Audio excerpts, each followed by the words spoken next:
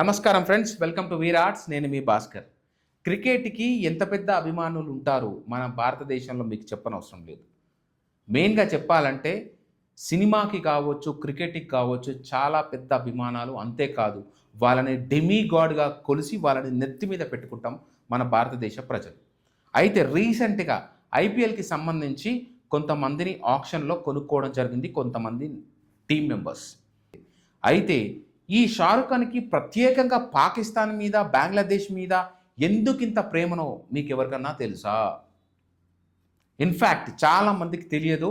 తనని అభిమానంగా చూసుకొని ఫ్యాన్స్ తన ఫోటోని గోడకు పెట్టుకొని వాడిలాగా ఎదగాలి, వాడిలాగా ఉండాలని చూస్తారు.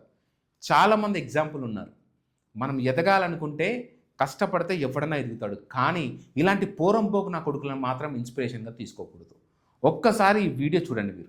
My family is from Pakistan. My father was born there and his family is from there. I think all these issues, you are young guys. Please trust me. Can we just circumvent all that is said about India, Pakistan by the politicians, by anybody else and say it's a great neighbor to have. We are great neighbors. They are good neighbors. Let's just love each other. There is a certain section of Muslims living in the country, I believe, who do have their loyalties towards Pakistan. చూశారు కదా, my father is from Pakistan, my family is from Pakistan అని మాట్లాడుతున్నాడు. అయితే మరి వీడు మాత్రం Indian అవుతాడా? వీళ్ళ ఫ్యామిలీకి సంబంధించి వీడి మొత్తం కాంతన్ మొత్తం పాకిస్తాన్ అంట, వీళ్ళ ఫాదర్ కూడా పాకిస్తాన్ అంట, మొత్తం ఈయన ఫ్యామిలీయే పాకిస్తాన్ అని మాట్లాడుతున్నాడు. మరి వీడు ఇండియా ఎలా అయ్యాడు? అంతేకాకుండా ఇతకు పూర్వం ఉన్న వీడి టీంలో చాలామంది మొత్తం పాకిస్తాన్ వాళ్ళే. ఎగ్జాంపుల్ చెప్పాలంటే షోయబ్ అఖ్తర్ నుంచి మొదలు పెడితే సల్మాన్ భట్ వరకు ఇంకా రకరకాల ప్లేయర్స్ ఇందులో ఉండడం జరిగింది. మొన్నటికి మొన్న అంటే నిన్న కావచ్చు ఆక్షన్ వేస్తే అందులో ముజఫిర్ రెహమాన్ అని చెప్పేసి బంగ్లాదేశ్కి సంబంధించిన ఒక క్రికెటర్ని 9 కోట్లకి ఇప్పటిదాకా అంత మొత్తాన ఒక బంగ్లాదేశ్ ప్లేయర్ని ఎవ్వడు కొనలేదు. అలాంటిది వీడు కొన్నాడు. మీ అందరికి తెలుసు బంగ్లాదేశ్లో ఏం జరుగుతుందో.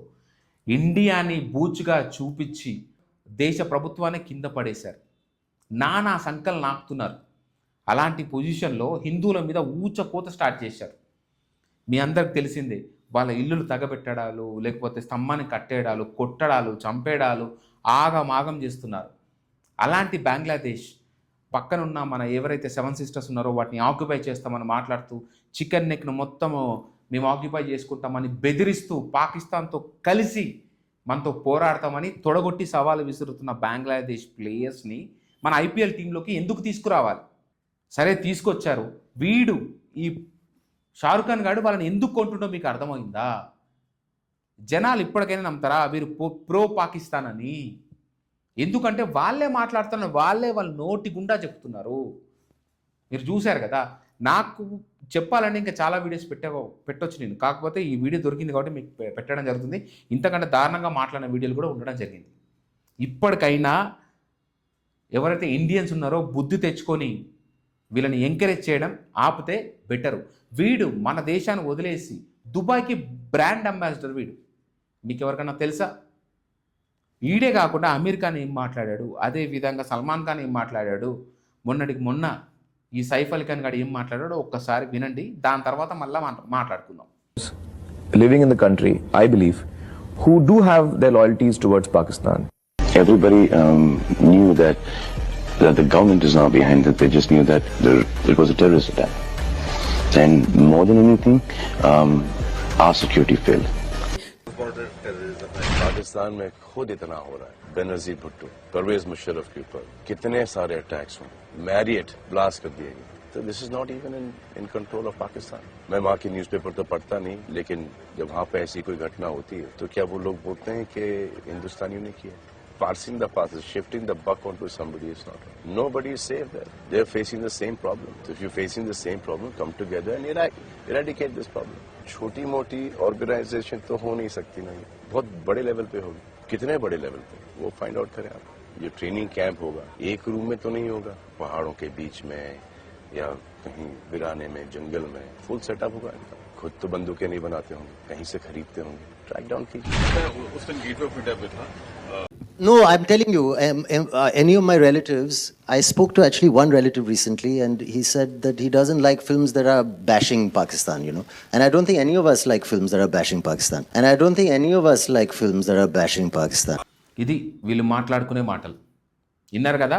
అమెరికాని ఏమన్నాడో, మన భారతదేశంలోనే మన ఇండియాలోనే కొంతమంది ప్రో పాకిస్తానీస్ ఉన్నారు, వాళ్ళ పట్ల లాయల్టీ చూపిస్తున్నారు అని మాట్లాడుతున్నారు కదా.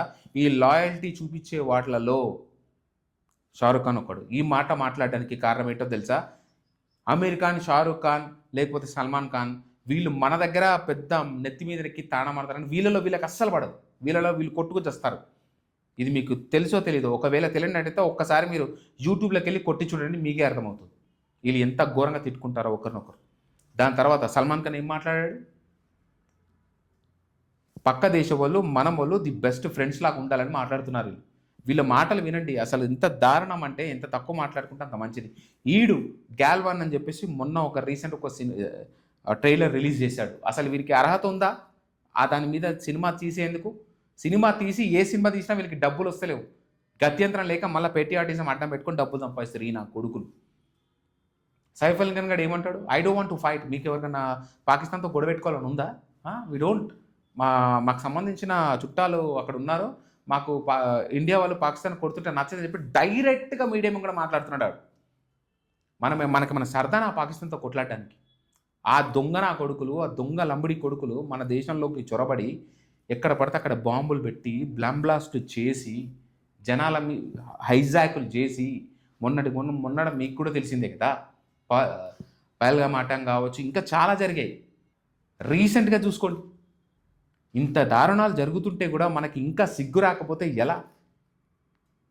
ఈ దొంగనా కొడుకులనా మనం హీరోస్ చేస్తున్నాం? ఈ బాలీవుడ్ మాఫియానా మనం ఎంకరేజ్ చేస్తున్నాం? ఒక్కసారి ఆలోచించండి ఫ్రెండ్స్.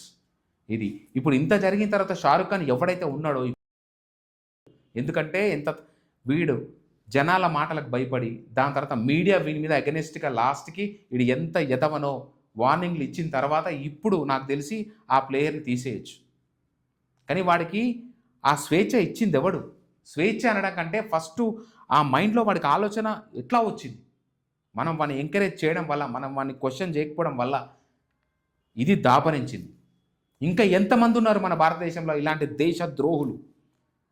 ఎందుకంటే మన దేశంలో ఉంటూ మన తిండి తింటూ మన మీదనే ఇలాంటి మాటలు మాట్లాడేవాళ్ళు ఇంకెంతమంది ఉన్నారు?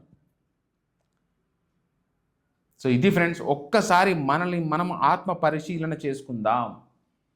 మరి దేశ ద్రోహులని మీరు పెద్ద మాట మాట్లాడుతున్నారు భాస్కర్ గారు, ఇది ఎంతవరకు కరెక్ట్ అంటే ఇతను మాట్లాడింది ఎంతవరకు కరెక్ట్? మన దగ్గర ప్లేయర్స్ లేరా? ఆ పాకిస్తాన్ ప్లేయర్సే, బంగ్లాదేశ్ ప్లేయర్సే దొరికారా? అయినా ఐపీఎల్ ఇప్పుడు అవసరమా?